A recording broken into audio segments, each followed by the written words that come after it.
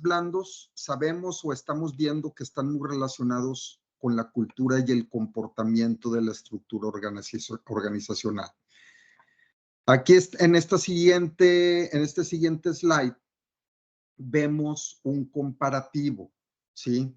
Pongo unos 10 ejemplos de, por ejemplo, cuáles serían esos 10 ejemplos en controles duros o los controles como comúnmente los conocemos, que están enfocados a procedimientos, y el símil o su impacto en control blando que está enfocado en personas. Por ejemplo, políticas documentadas. El tener políticas, pues ese es un control, ¿no? Es un control duro. Tengo un documento en donde tengo una política comercial, políticas financieras, políticas de distribución, etcétera. Tengo ahí un set de políticas documentadas y eso me hace que tenga ese control establecido. Excelente, pero ¿cuál es el control blando? Que exista una claridad y entendimiento de objetivos y políticas por parte de los empleados, ¿sí? Por parte de todos los colaboradores. ¿Por qué? Porque en muchas ocasiones pensamos que nada más el documentar una política, publicarla o enviarla a los empleados, ya damos por sentados que estamos cubiertos, ya damos por sentado de que ya está controlado, pero no tenemos la certeza si realmente los colaboradores tienen claridad a qué se refiere la política, cuál es el objetivo, qué busca la política, y no tenemos la certeza ni siquiera de que la hayan leído bien o que la entiendan, ¿no? Entonces, el asegurarnos de que existe esa claridad y ese entendimiento es el control blando. Es el control blando del control duro de tener como tal una política escrita, documentada, publicada, ¿sí? Otros ejemplos, diagrama de flujo de procesos documentados. Muy bien, tenemos un set de todos los procesos de la empresa, diagramados, documentados también, igual y la gente, algunas personas participaron, todo mundo tiene los archivos en sus computadoras, todo mundo sabe en dónde entrar y ver ahí hay alguna parte del proceso. Pero es prácticamente lo mismo, también entendimiento de los riesgos y el rol que cada uno de los colaboradores juegan en los procesos.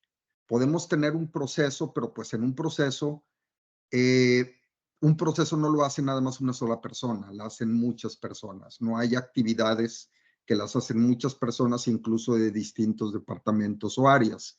Entonces, lo que tenemos que buscar es que exista también ese entendimiento. La siguiente, estructura organizacional con jerarquías definidas. Pues sí, tenemos un organigrama, le dimos, hoy estos son los gerentes, los directores, jefaturas, auxiliares, etcétera, pero el control blando es el liderazgo, ¿sí?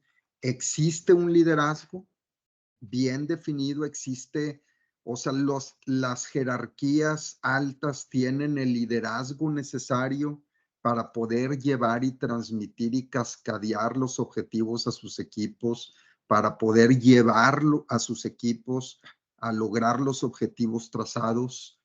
Todo ese tipo de cosas es el control blando. Por ejemplo, descripción de puestos definidos es el control duro, entendimiento de las actividades y entregables requeridos para cada puesto.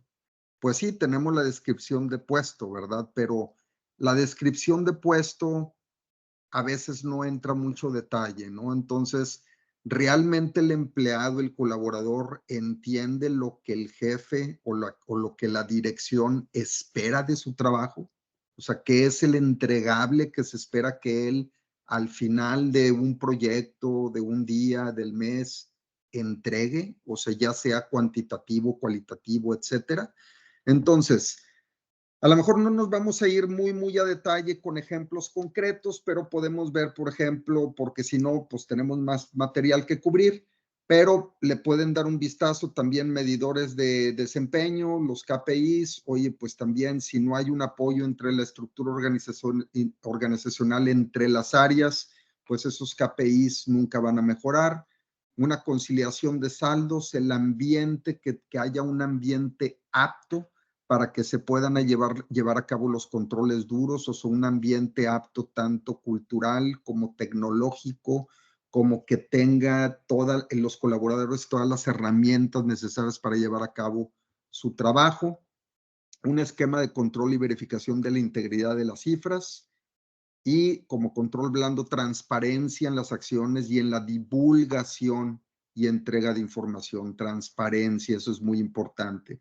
Implementación de esquema de junta, seguimiento y avances, y apertura para el diálogo. Pues sí, podemos tener, a lo mejor vamos a tener juntas semanales para ver los avances, vamos a tener juntas diarias para ver lo que sucedió mal durante el día, etcétera, pero pues la gente no tiene la apertura ni el diálogo para dar la retroalimentación, porque la gente se inhibe, porque hay mucho liderazgo autoritario.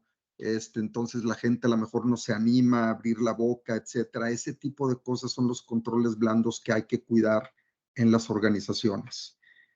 Vemos por aquí sistema de denuncias diseñado e implementado, pero pues no hay confianza para reportar malas conductas.